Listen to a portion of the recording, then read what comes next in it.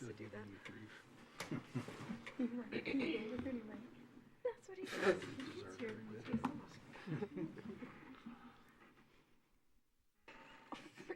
Really? Yes.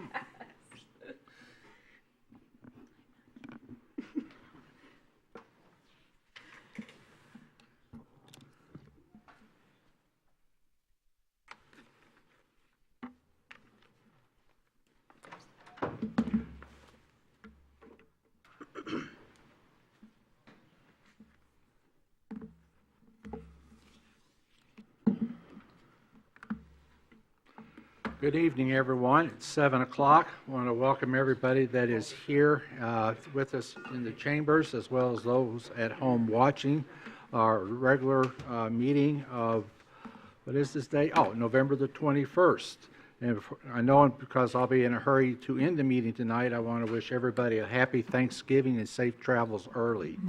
So, we would like to begin our meeting by acknowledging that the land on which we gathered is the territory of the Ottawa and Chippewa peoples, who have stewarded this land throughout the generations. We thank you for your strength and resilience in protecting this land and inspiring us to uphold our responsibilities to do the same. As we go through our meeting tonight, may we all do so with respect, dignity, and patience and charity toward each other. So with that, we'll open with the Pledge of Allegiance to the flag. I would ask our police department to please lead us in the pledge. I pledge allegiance to the flag of the United States of America and to the republic for which it stands, one nation, under God, indivisible, with liberty and justice for all.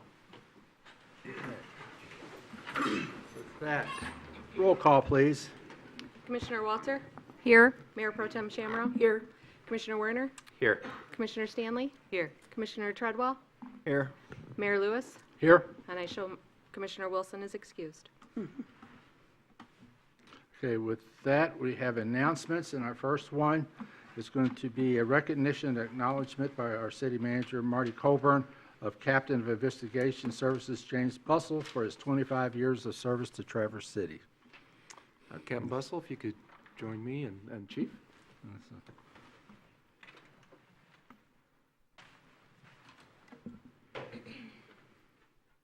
Evening, Captain.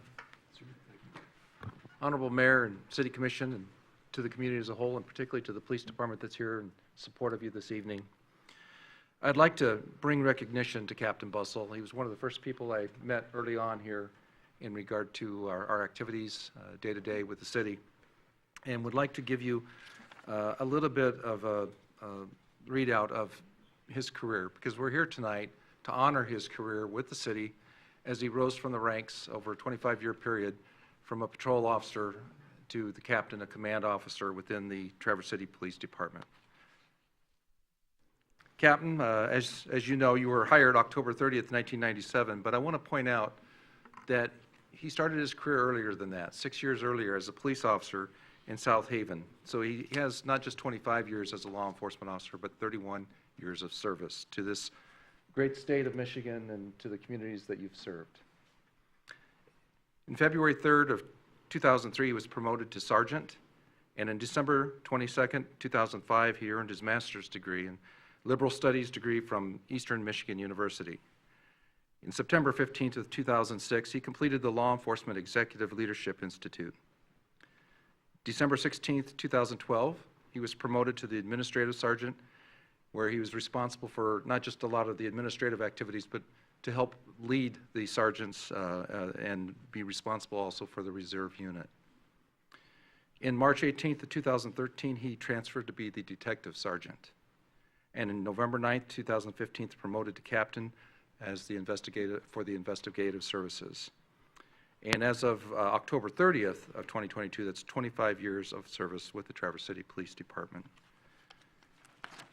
And Captain, I'd like to first thank you personally in regard to your distinguished service, but also to read this in terms of your service award. And it's read, James A. Bussell has honorably and faithfully served in law enforcement for a period of 25 years. The above named individuals issued this certificate in recognition of their fidelity, integrity, and honor in serving this nation, state, and community. This comes from the American Police Hall of Fame, and a very distinguished role within to be recognized. And I'll read this from the national president. Dear Captain Bussell, it's my pleasure to inform you that you've been awarded the Distinguished Police Service Award of the National Awards Program of the American Police Hall of Fame. Our staff members join me in commending you for your years of service. Your dedication and longstanding service is a testament to your outstanding achievements as a law enforcement officer and your commitment to serve the public. You are an admirable standard for all officers to follow. Again, please accept our congratulations on your nomination and award. The staff of the American Police Hall of Fame thanks you for your years of service as a law enforcement officer and wishes you the very best in the future. Sincerely, Chief Jack L. Rinchich, National President. So again, thank you on behalf of the entire law enforcement community. With that, in the Hall of Fame goes the medallion and the service that he's presented to the city, to the state, and to the nation, because I know that we cover all bases when it comes to incident command and how we serve. And from time to time, some of our key staff members, as you know, are called out beyond the city limits to serve within other communities upon need. So, for you, thank you, sir. Thank you. I just, again, want to state the thanks from the community, from the staff, the many years of service. And at this point, I'll turn over to the chief for comments. Don't forget Oh, the I wanted yes to. personnel. Thank you. Go ahead and we'll present Human this. resource. Okay. This is to Captain James A. Bussell, and great appreciation for your commitment to delivering excellence to our community members and with the Traverse City Police Department, 1997 to 2022. Thank you. I know we're filling up your hands there, but the heart is filled as well with the sincerity of a great thank you for our community. Thanks. Thanks, Cap. Go ahead. Say some words.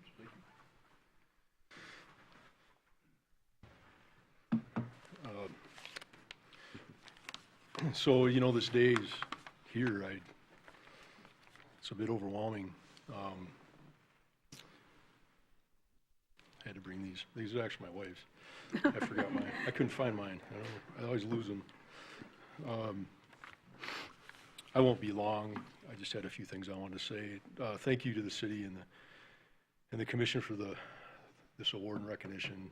And this is a great tradition that we started here. Recognizing our officers, not only on retirement, but throughout their service. And it's a good thing to do for these guys. They don't get recognized near as much as they should. Most importantly, I want to thank my family. They're all in the front row here. My wife, Christine, my son-in-law, Brandon, my daughter, Bridget. She's going to go last, but not least. My son-in-law, Connor, and my daughter, Katie.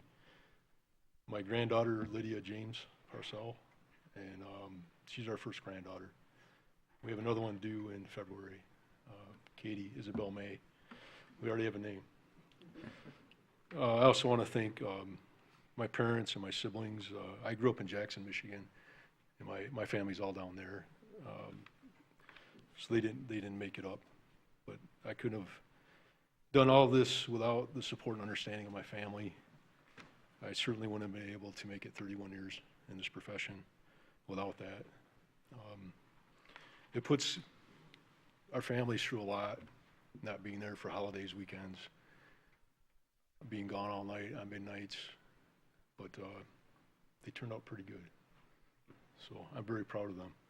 My youngest daughter, Haley, lives in Houghton. She couldn't make it. And our other two daughters, Kirsten and Jessica, they live out of town also. They couldn't make it. But I want to thank the citizens of this community for the honor and privilege to serve them for the past 25 years. As retirement approached, I've really been touched by the outpouring of well wishes from people that our department has been able to help over the years.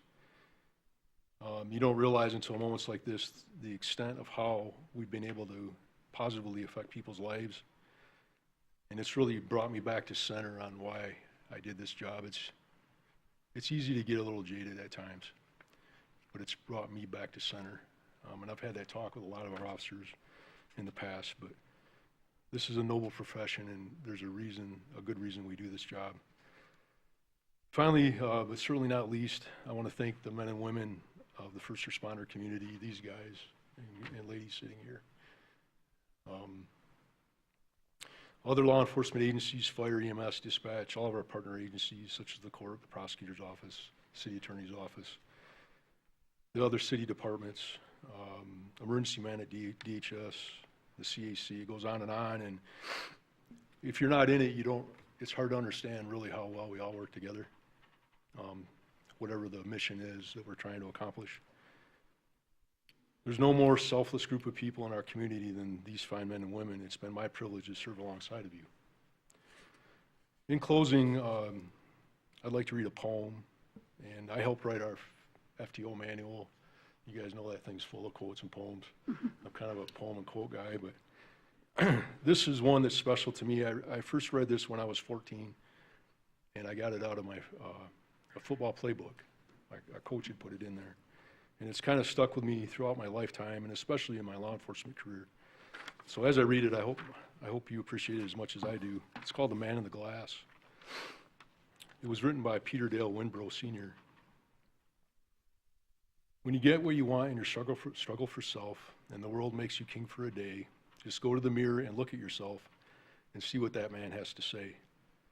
For it isn't your father or mother or wife whose judgment upon you must pass.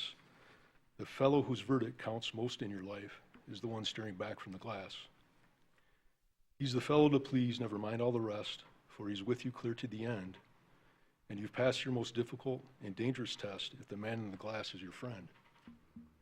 You may fool the whole world down the pathway of years and get pats on the back as you pass, but your final reward will be heartache and tears if you cheated the man in the glass. And I've tried to keep that in my thoughts throughout my career. So that's all I got. Thanks, guys. Appreciate it.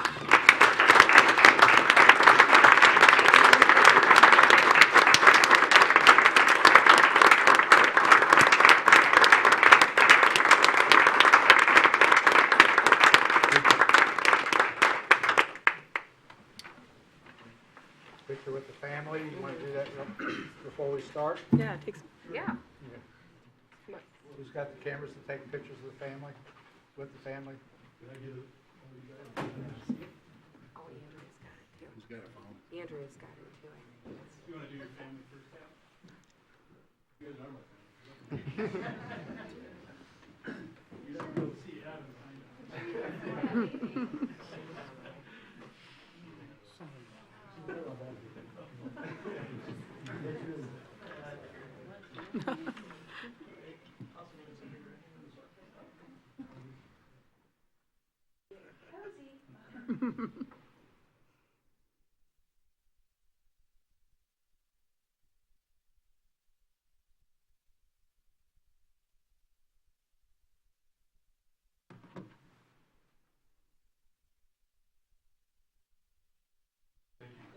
Thank you.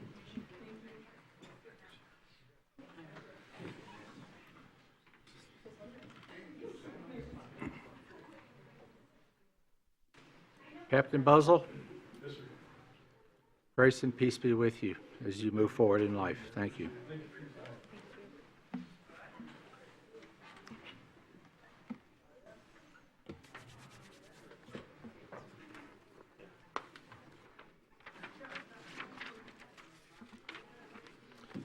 Okay. With that, announcements from the city manager, please. Yes. Honorable Mayor and City Commissioners, today was the first day of having our HR Director back with us, Christine Bosley. So we're thrilled to have her on staff and working with us. Also, December 1st is a groundbreaking at Annika Place on Garfield. And there'll be a few more details coming, but that's at 11 a.m. And that'll be the next structure that we're working with WODA and some affordable housing units that's going forward. And the last item, of course, unfortunately, as you know, due to the weather, the tree lighting and light parade and such was canceled, but it's been reestablished for tomorrow, Tuesday. No, next week. week. November 29th is what I've got. Yeah, that's I'm- next week. Next week. I'm sorry, you're right. Thank you. November 29th, with the street being closed at 4:30, 5:30 the stage with the Central High School Choir will be there, and of course, the lighting at 6:30. Okay. Announcements from the city clerk. Meetings scheduled for this week are not very many. Due to the holiday, due to the short week, there are no boards or commission meetings scheduled for the remainder of the week. And we're also not anticipating scheduling the study session on the 28th because of travel of holidays and such. City offices in the governmental center will be closed this Thursday and Friday. We're always looking for individuals to serve on our boards and commissions. Just a few: our local Officers Compensation Commission, Downtown Development Authority, Brown Bridge Advisory. Community updates: the city is accepting letters of interest and resumes until November 30th for an upcoming vacancy on the City Commission. Those interested may learn more on the city's website at traversitymi.gov. And lastly, I would like to remind commissioners, staff, and members of the public to speak into the microphone so those watching at home and the recording of this meeting is easily heard. Thank you. Thank you. Okay, with that, the consent calendar, please. The purpose of the consent calendar is to expedite business by grouping non-controversial items together to be dealt with by one commission motion without discussion. Any member of the commission, staff, or the public may ask that any item on the consent calendar be removed therefrom and placed elsewhere on the agenda for individual consideration by the commission, and such requests will be automatically respected. If an item is not removed from the consent calendar, the action noted in the parentheses on the agenda is approved by a single commission action adopting the consent calendar. 1, consideration of approving the minutes of October 17th, 2022, October 24th, 2022, November 2nd, 2022, and November 14th, 2022 meetings of the City Commission. Approval recommended. Consideration of authorizing a 5-year agreement for parking management software services as recommended by the Downtown Development Authority Board of Trustees. Approval recommended. Consideration of authorizing an amendment to the agreement for aerial imagery services to provide for one-time winter flyover for additional imagery. There is a notation. The motion in the packet is incorrect. There was a typo in the amount. It should be $14,400. Approval recommended.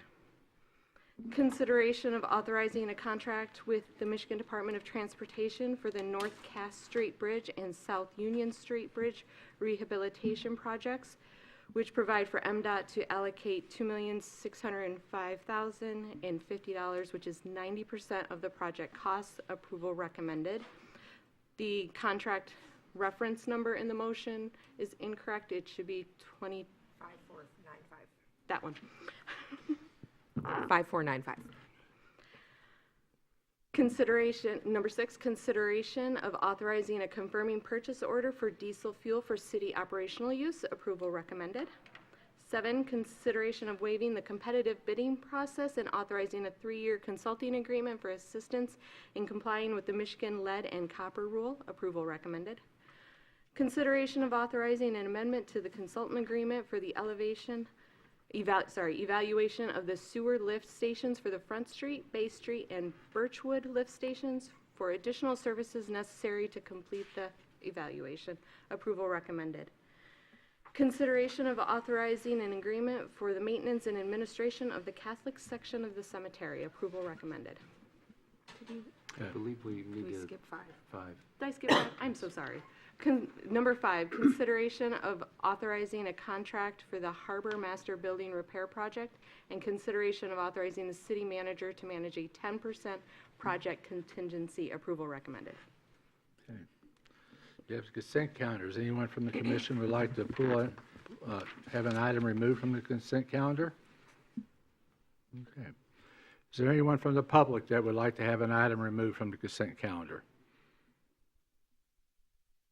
Okay. I'll entertain a motion. Yes. Motion to approve the consent calendar. Support. Okay, we have a motion and we have support. All those in favor of the motion say aye. Aye. All those opposed say nay. The motion passes. Thank you very much. All right, under old business, our first item is consideration of authorizing a contract for professional design, engineering, construction drawings, and bid selection services in connection with the Tart Trail Improvement and Extension Project. With that, I'll turn this over to you, Marty, or Sean, whichever one you want to do. I'll just start it off, but turn it over to Sean. This is an item that we've talked about in several different meetings as well as through the budget process, and is a shared project in terms of some of the costs. And at this point, Mr. Winter will take it from there. Yeah, thank you, Sean Winter, City Planning Director. I'm joined tonight by Chris Cushman of TART Trails and Gene Dorenzi of the DDA. Tonight, we're pleased to provide a recommendation for engineering services for the TART Trail Improvement and Extension.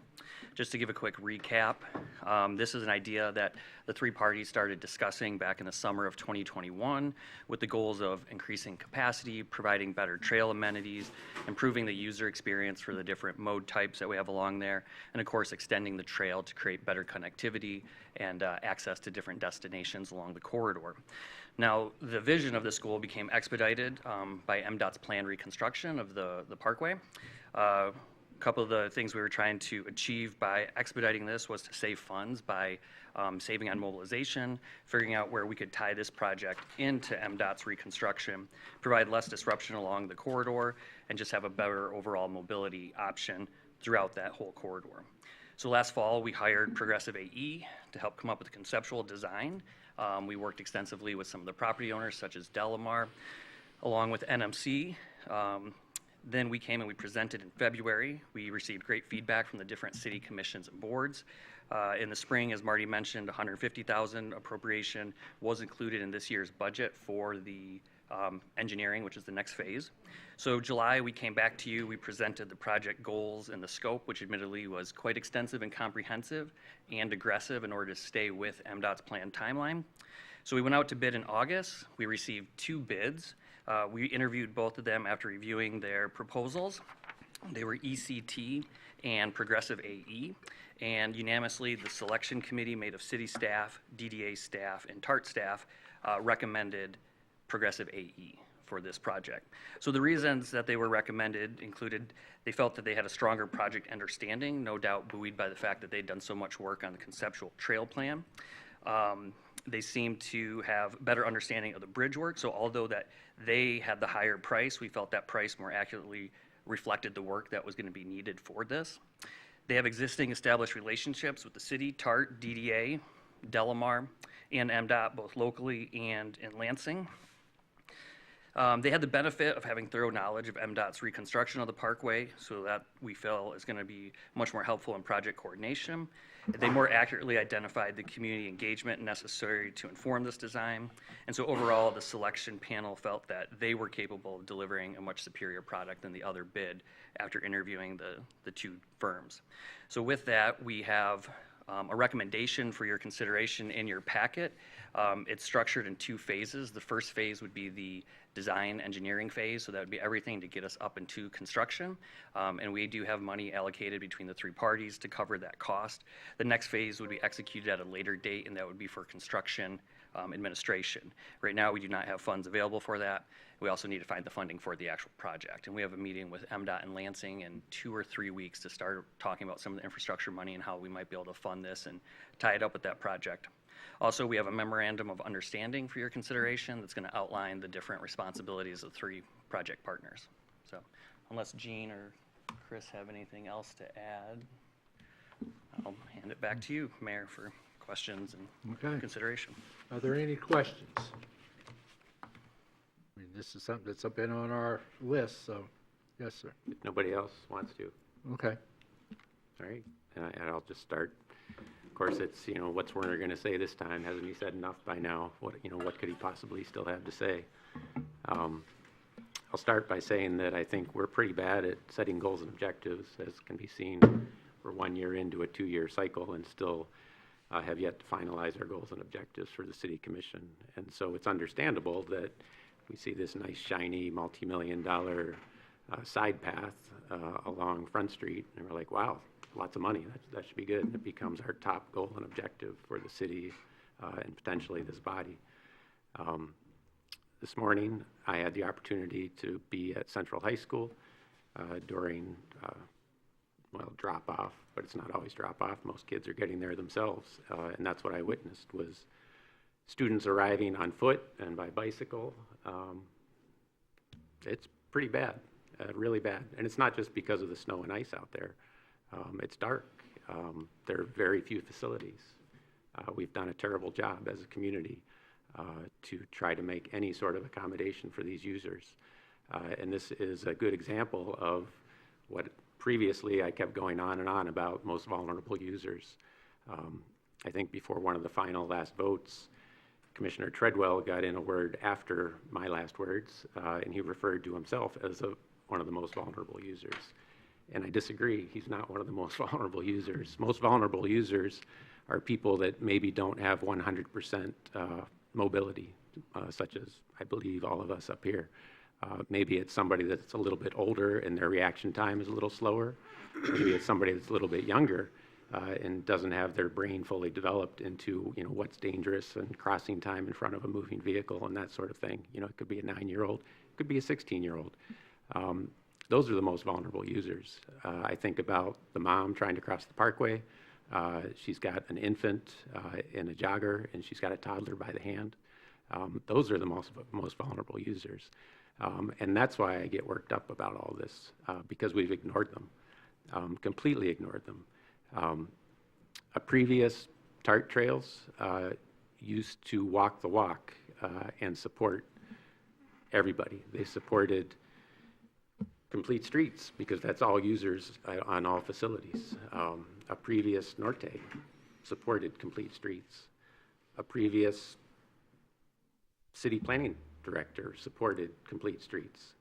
And it's not that we need to have complete streets, but that's what this gets back to, and that's what upsets me, and that's why I'm talking like this now, because it's about those most vulnerable users. It's not about me. I don't care if I lose, and I don't care if this necessarily gets built. But this deal was made in the back room with MDOT and was not made in the open with transparency with this body, which is where the public's business should take place. So, no surprise, I'll be voting against this. Thank you. Okay, thank you. Any other thoughts or comments from the City Commission? Okay. I'll open up for public comment. Okay, would you mind reading the rules for our public comment, please? We ask that you state your name and address, indicate if you are a city resident, non-city resident, and/or city business owner. We have a 3-minute time allotment per speaker. When your time has elapsed, the timer will beep. And finally, we request that all language be respectful to all parties. Hi, Rick Buckhalter, 932 Kelly Street. I'm a Traverse City resident. I've been against this since it started, even though I use that trail every day except Sunday. And I have for as long as it's been there. And what bothers me most is where the need came from. I mean, what was the idea? I understand they're trying to widen the parkway down by West End Beach, but why does that justify removing a perfectly good trail and moving it onto park property, the 1.5 mile length from West End Beach down to the Holiday Inn? I mean, where did that need come up? During the Cherry Festival, there's nothing you can do during the Cherry Festival. It isn't the volume of people that cause issues down by where the food court is. It's just that people are milling around in no particular direction.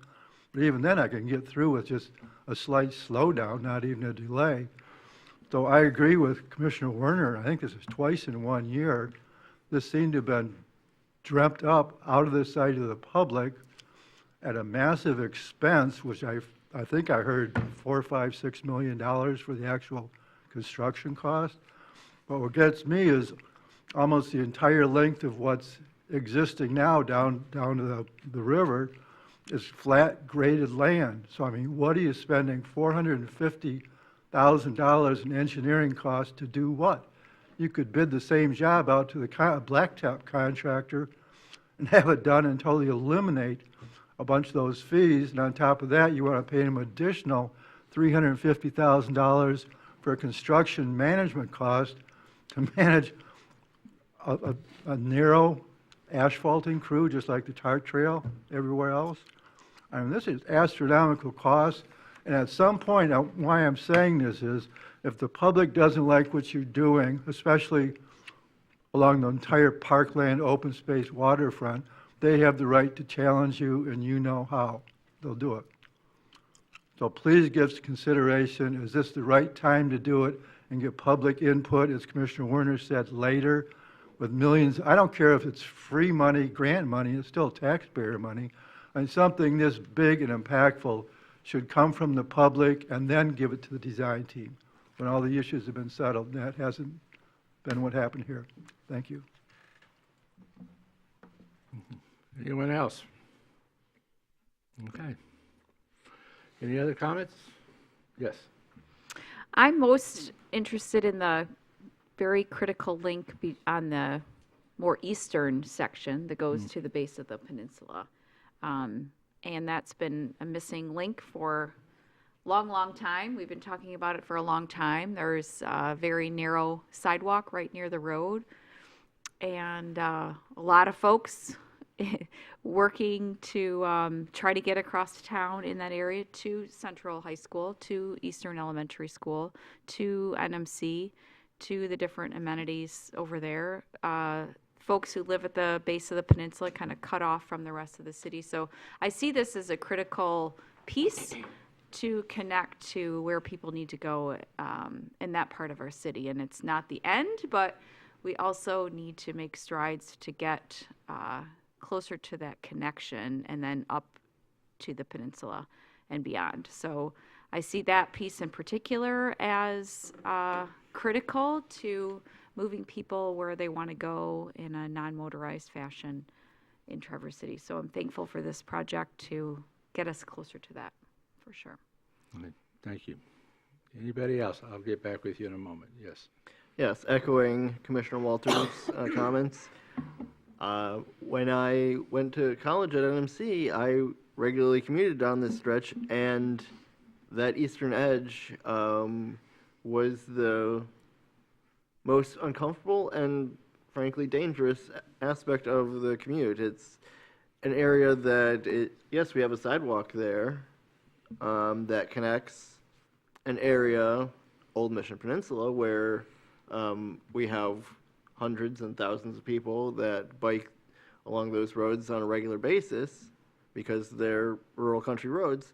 And we have the Tart Trail to the west that is fully separated from the road and is a nice, comfortable ride. But between them, there isn't a good connection aside from a sidewalk that is narrow, close to the road, and has, because of its closeness to the road, a lot of curb cuts and driveways that interrupt the flat pavement for not just me on a bicycle, but also somebody walking, pushing a stroller, somebody in a wheelchair.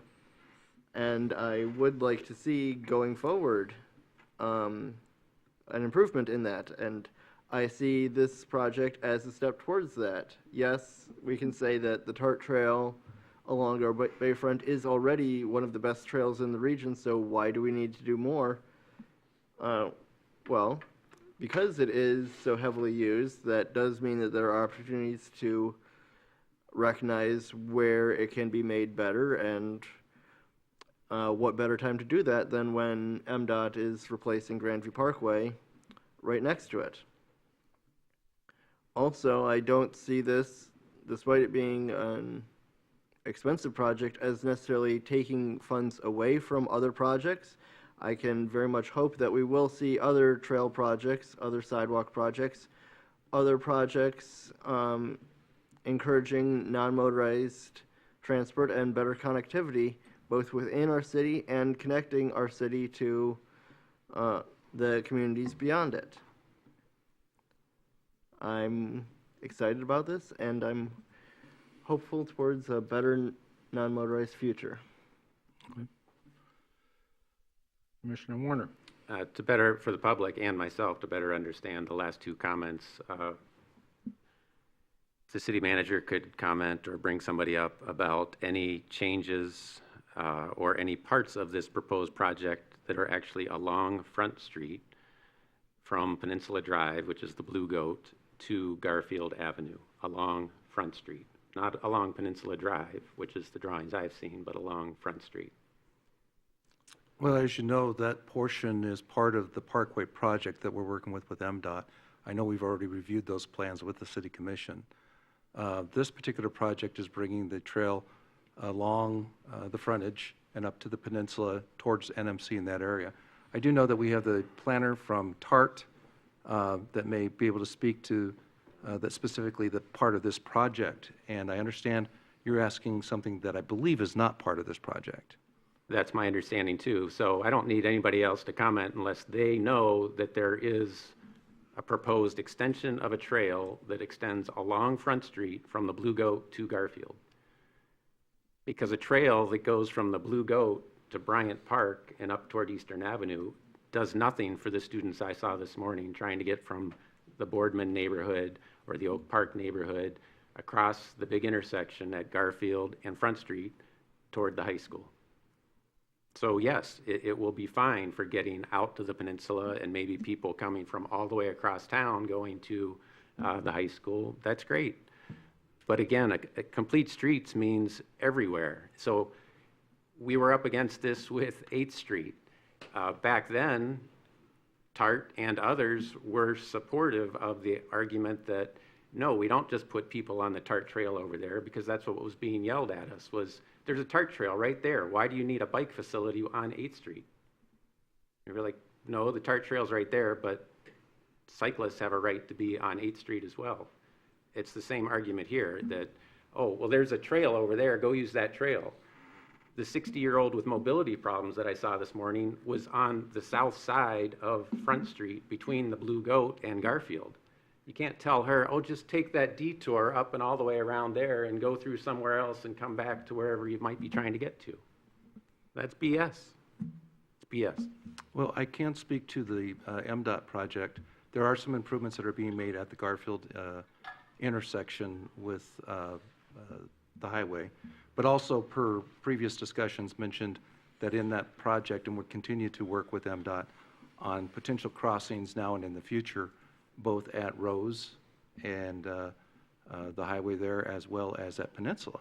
And we've made some headway with that as well. So we continue to work it. None of it comes all at once.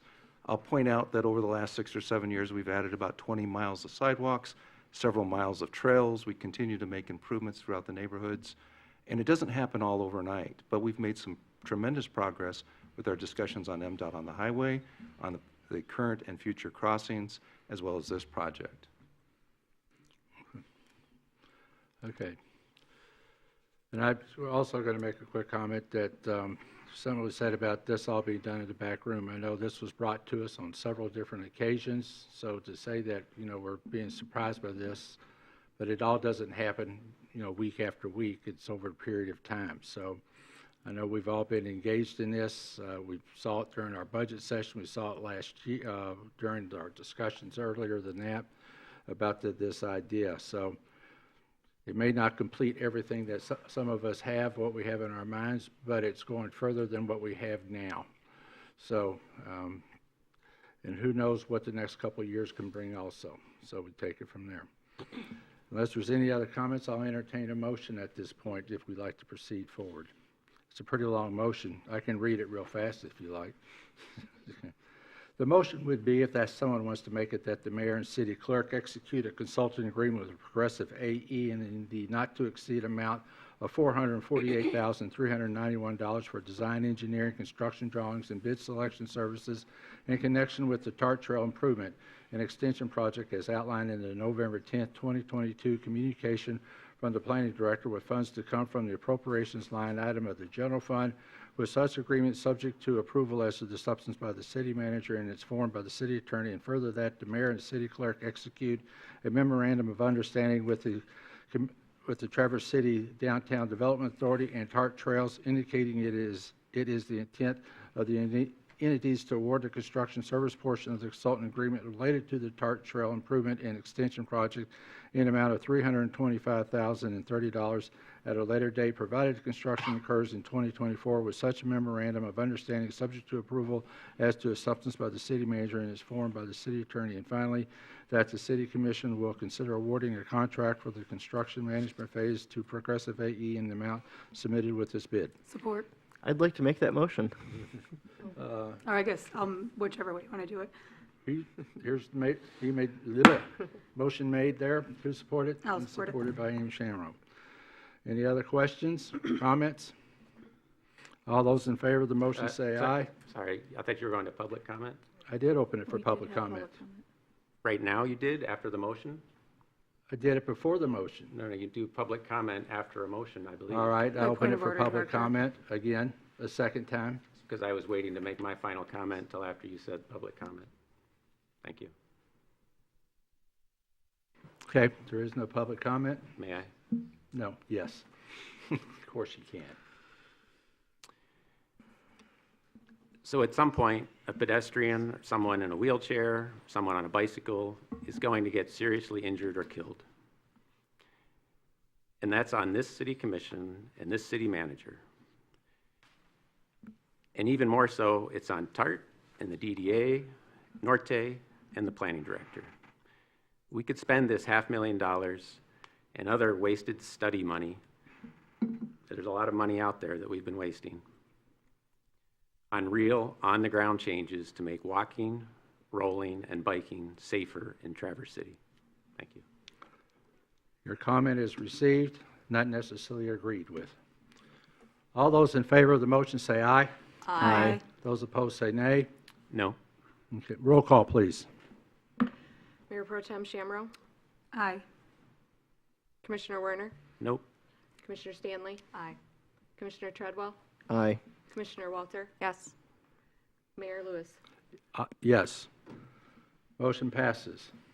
Okay. Next, we have a sale of property at 1383 Cass Road. Marty, would you like to take that, Certainly. please? Thank you, sir. Honorable Mayor and City Commissioners, as directed by the City Commission, we've proceeded forward with the putting out to bid an RFB, request for bids, for the property at 1383 Cass Road. You may recall that almost 20 years ago, this land was purchased for a railroad Y. It was part of the swap system that now is no longer needed. So we did get an appraisal for the value and did put this out in request for bid. We received one bid by Mr. Broad, and it is for the full amount of $321,000. And staff is recommending to proceed forward to purchase that, to sell that property. Okay. Okay, does anyone have any particular questions on this? It's great that we got the asking price, so go ahead. Yes, the question was Todd Broad purchasing it for himself or for his employer, that being Team Elmers? I believe it's, from what I was told, himself, because he's got a budding personal residence to the properties. Okay. Okay. With that, I'll entertain a motion, please. Okay, I'll go ahead and make the recommendation that the bid in the amount of $321,000 received from Todd Broad for the purchase of the property located at Whoop, whoop, whoop. We 13... got to go to the motion. What? You need to go up. The recommended, That is the recommendation. What? Oh, what am I reading? Memo from before. Oh, it says recommendation. Here, I'll try it.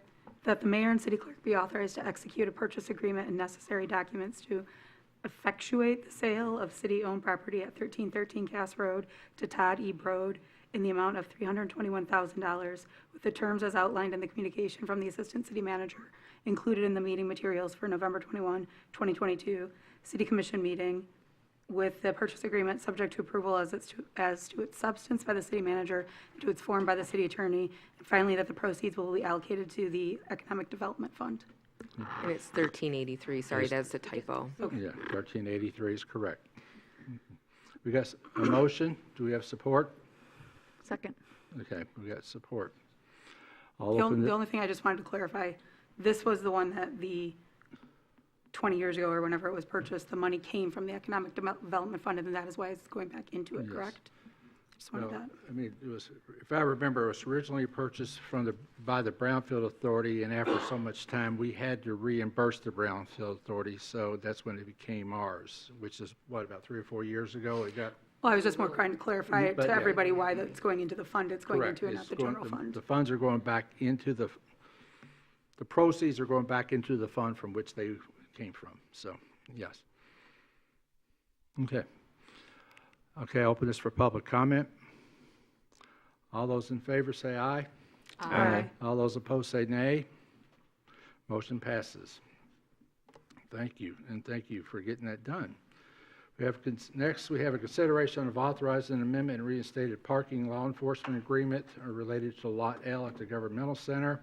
I know this has been before us before, and I brought this back at a later study session again for reconsideration. The change that has been made from earlier consideration is that the parking is, the enforcement of the parking is Monday through Friday from 8 a.m. until 4 p.m. And so I know I spoke with Chris, who is here tonight, and the county is in acceptance of that. It'll also go back to the county board for their agreement also, if I read the motion right. So is there any other questions? Yes. So how is it determined by parking services what my car is? Yeah. Do you ask me, or do you go to the state and find out what my car is? I can answer that. Okay, well. Oh, I'm sorry, go ahead. Good evening, Nicole Vanessa, Transportation Mobility Director. So within the permitting system, the HR departments for both the city and the county will be required to identify who the permit is issued, as well as providing their license plate or registering a license plate to a vehicle. You can register more than one license plate to one vehicle. We do have LPR. Earlier this evening, you guys approved the extension of the software agreement that we have, and that does include purchasing a second set of LPR cameras. So while we're driving down the lot, so long as the plates are facing the vehicles, we're able to identify has a permit, has a permit, has a permit. So that helps us to be able to reduce time from walking from vehicle to vehicle. Thank you. Yep. Okay. Okay, we're glad to entertain a motion at this point. Since I have to do it again, I guess. The mayor and city clerk be authorized to execute the amended and restated parking lots enforcement agreement to include the governmental center parking lots referred to as Lot L, subject to approval as to its substance by the city manager, and it's formed by the city attorney. We have a motion. Is there a second? Second by Ms. Stanley. Okay, I'll open this for public comment. Okay. All those in favor of the motion say aye. Aye. All those opposed say nay. No. Okay, roll call, please. Commissioner Werner? No. Commissioner Stanley? Yes. Commissioner Treadwell? Yes. Commissioner Walter? Yes. Mayor Pro Tem Shamro? Yes. Mayor? Yes. Okay, we have an update from the City Commission Ad Hoc Committee on Primary Medical Transport. Okay, let me get this here. I gave you, over here, I wrote the memo, but it's on behalf of the committee. I should have done that better up there on the but I wrote it on behalf of the committee. Try to give you an update on the 8 items that were identified in our report last, I think it was May that we had that, or early June, and where we are and what you can see coming in the next couple months. Right now, though, one of the recommendations at that time was for us to move forward with an RFP to acquire a hazardous materials investigation report for both fire stations, and whether the city will proceed with rehabilitation of the station or rebuilding of the station. This report is going to have to be completed, and we will probably need to be doing some work at the stations. We can't direct that, but we would like the city commission to approve the recommended motion for the staff to proceed in putting together that RFP. So I'll leave it also to Ms. Walter and Ms. Shamro if there's anything I left out. So That pretty much covers it. I just wanted to further clarify that part of the process we're looking into with the renovations of the sleeping quarters and restrooms is to get us a couple more years before we do a much larger renovation or reconstruction. So it's an intermediary to help with possible staffing concerns and recognize the needs that we have across our community. And so it's just a stopgap, maybe fix before we do a much larger renovation. And that's some of the work that the ad hoc is looking into, is how we will go about the renovation and/or reconstruction of the fire stations. Also, one other thing from last week, that was some concern that I think in the report originally talked about gender-neutral restrooms. I know that, but it's more than restrooms. It's sleeping quarters and restroom that will all be combined. So it's not, we wouldn't be doing it just for restrooms. We needed the sleeping quarters also. So just a clarification, and we're sorry for that confusion it caused out in the public. So with that, I'll entertain a motion. I'll make the recommendation that city staff be authorized to issue a request for proposals for a hazardous material investigation and report for fire stations 1 and 2. Okay. Do I see support? Did I miss it somewhere? Molly, you're going to support that? Okay. Anyone from the public? All those in favor say aye. Aye. All those opposed say nay. Motion passes. Next is to get, we've had a couple of the overviews of our consideration of use of American Rescue Funds. And we have 5 areas that we have, I think, concurred with that we would like to use the funds for at this point. We have a remaining balance of $325,000 or almost $326,000 that could be reconsidered for later on. I know we talked last week at the study session that the general gender-neutral restrooms and sleeping quarters may be a little bit more money, but until we get the estimated cost and whatever, we either will come out of this fund or we'll have to ask staff to come up with another alternative. So we want to make these recommendations official, so that's why it's on here tonight to move forward with. Honorable Mayor, if I may also. Yes.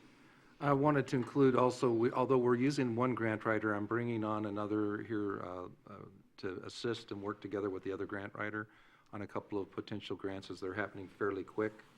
And then we'll attempt to then go out more formalized to an RFP. But because some of this is happening quickly, I'm already working on adding an additional grant writer who's here locally to support the one that we have in place. Okay. Okay. I have a question about the remaining balance. We had discussed that possibly going into a housing fund, awaiting more information from staff about the establishment of a housing fund. We also talked previously about the money from the Cass Street sale. It's going into the Economic Development Fund, but that also might go into a housing fund. When can we expect that information to come back on a housing fund? I thought we would have had it brought to us by now. I believe I'd reported out earlier, but I'll bring it up again tonight, that it was my intent to bring it to you by the December 5th. I was working on that today, as a matter of fact, so I think we'll have a draft in front of you by the December 5th meeting. Okay. Thank you. Okay. Any questions from the public? Okay. With that, No, there's. oop,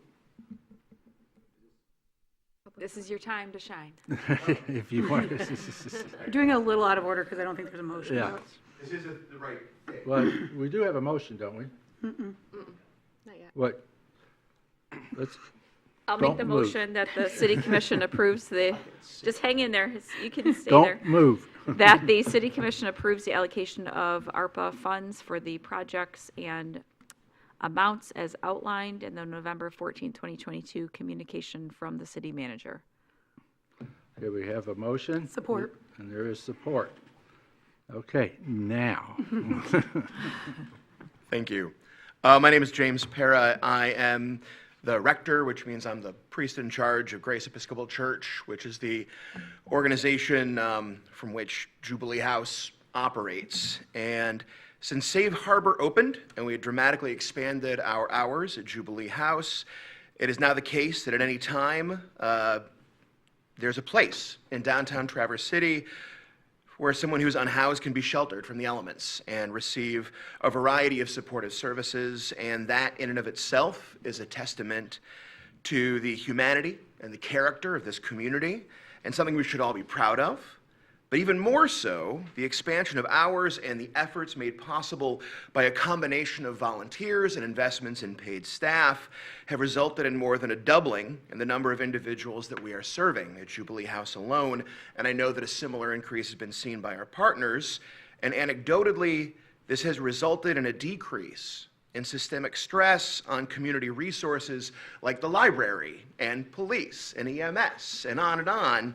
And simply put, together we've made some bold choices to do some good things, and those choices are yielding early successes. And so for these new programs to be sustainable, we will require some sustained sources of revenue. And on behalf of all of us who have the honor of caring for the unhoused among us, I want to thank City Manager Colburn and Mayor Lewis and all of you for your continued efforts helping us fund this amazing, and I will go so far as to say holy, experiment in providing wraparound services to the most vulnerable among us in the downtown core. So thank you all. Okay. We have a motion and support. All those in favor of the motion say aye. Aye. All those opposed say nay. Okay. Motion passes. With that, we now would like to use, I want to ask for two things. We'd like to use some of the money to apply to go toward a 20% grant request to the Grand Traverse Band of Ottawa and Chippewa Indians, Indians. So through their 2% fund. So this would help us get us through the rest of next year. Also, let's get that part done first, and then I'll come up to my second part. So, I'll go ahead and make the recommendation that the City Commission adopt a resolution in support of the 2% grant application to the Grand Traverse Band of Ottawa and Chippewa Indians requesting $20,000 with a $20,000 match from the City of Traverse City using American Rescue Plan Act ARPA funds. Support. we got a motion and support. Okay. Do y'all want to speak again?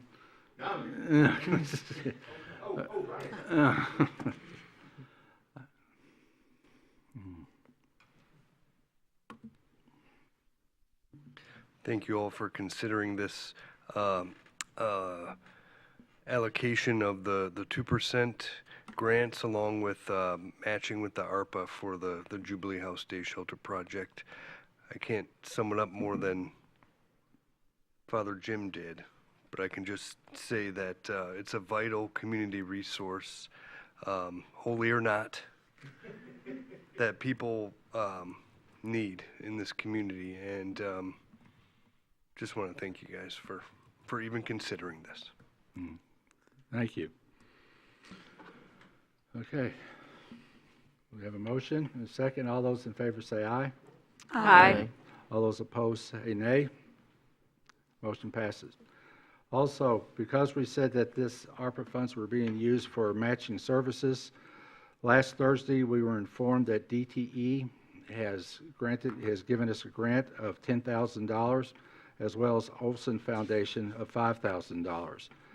I think it was the intent that we could match those with these funds. Are you okay with that? Because if so, then what we've done, we've accomplished the first year funding. Now we're getting ready to go into getting the second year completed pretty quickly. I'm seeing nods that that was the intent. Okay, thank you very much. And I thank you. Thank you very, very much. It's appreciated. Okay, with that, we have some appointments to make. We have an appointments regarding the Parks and Recreation Commission, and I believe Commissioner Treadwell was the chair of that. So would you like to tell us who your recommendation is, sir? Yes, we interviewed a number of candidates, and based on that, we decided that two incumbents, that being Jennifer Loop and Scott Morey, have done well so far, though parks usage and thus Parks and Rec Board has been a lot different for the past couple years, especially during the pandemic. So it did help. In Jennifer's time, it was only 8 months that she had been on, but it provided some insight into how the Parks and Rec Board runs and how our parks are working. But we are looking at continuing on going forward. So you want to make the motion, sir?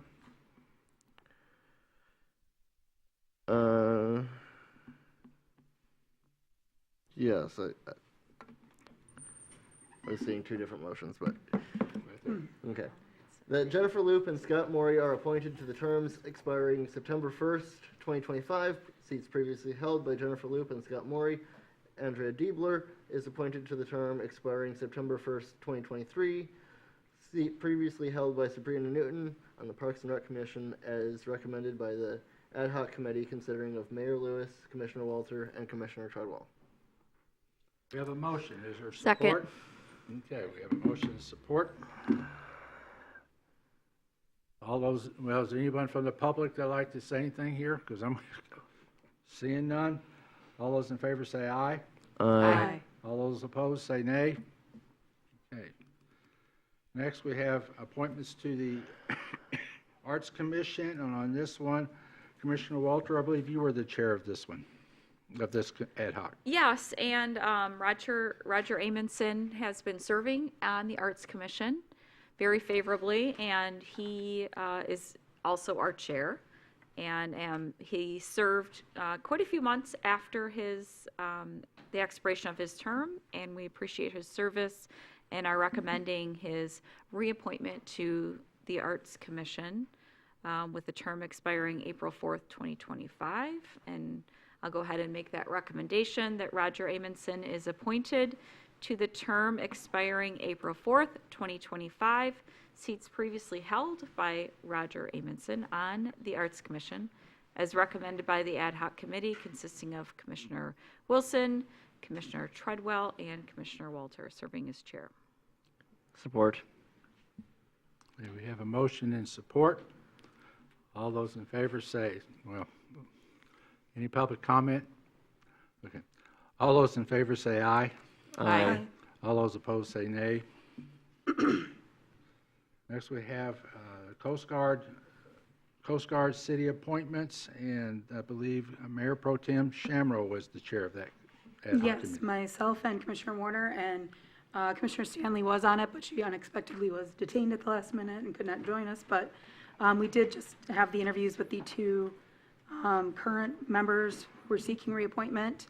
The only thing I would add, I guess, is it was expressed that there's been a lot of consistent leadership as far as chairs. I think they've only had 2 chairs since it was established, and that was expressed that maybe they're hoping that some of the other members will step up and help lead a little bit more, and that we can guide that process a little bit more. But as a whole, it was something we don't always get to do, which is just have a conversation with 2 appointees that are going to be reappointed about where the board itself is. And as a whole, it was very good feedback, and they're very happy with what they've been able to accomplish and setting goals going forward. So that's always an unusual experience. We got to partake in that.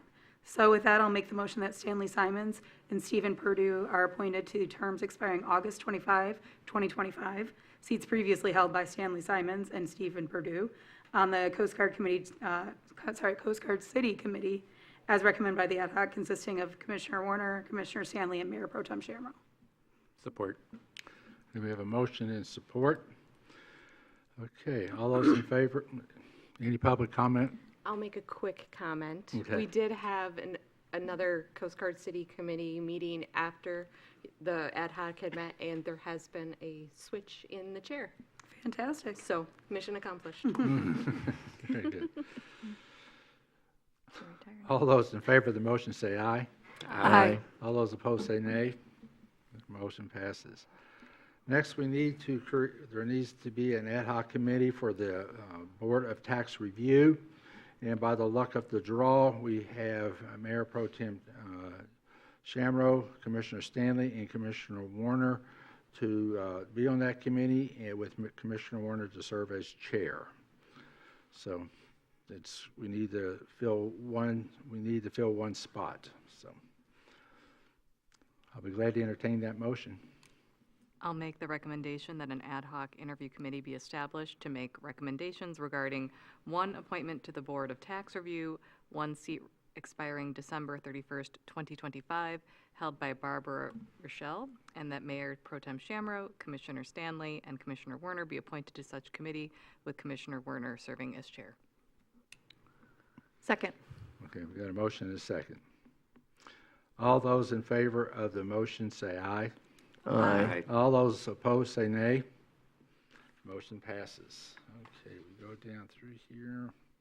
You see a number of minutes and reports from various committees and boards. As I pass by the Light and Power Board, I want to again continue to thank them for their reaching out to the community to help create the climate action plan that I'm excited about, hoping to see sometime in spring, hopefully early spring or sometime in the I spring. think they're planning on May. Well, that's still spring. Until June the 21st, it's still spring. So there we go. Okay, we don't have any reserved public comment. I now open this for general public comment. Anyone that would like to get up and make a comment? Okay, seeing none. From the mayor and city commissioners. Happy Thanksgiving. Yeah. Good. See, I'm glad. See, I would have forgotten it. I'm glad you did. You've already said it. Well, I know I said it once, but that's good. So it's good. I wish everyone that is traveling that they have safe travels, especially in the public. To please come back and please come back safely. So with that, anybody else? Well, since we do have some snow, I'd like to announce that Hickory Meadows is at least open for skiing, even if the hills aren't opening for several weeks further. Okay. So those that are cross-country skiers, go for it. Me, I'm just a casual walker. I'm afraid I'll fall down and hurt myself. Okay. Unless anyone has anything else, I'm going to call this meeting an adjournment. Thank you. I didn't think it'd be that fast. You got some of your voice back? Some of it. It was much better than it was last Monday.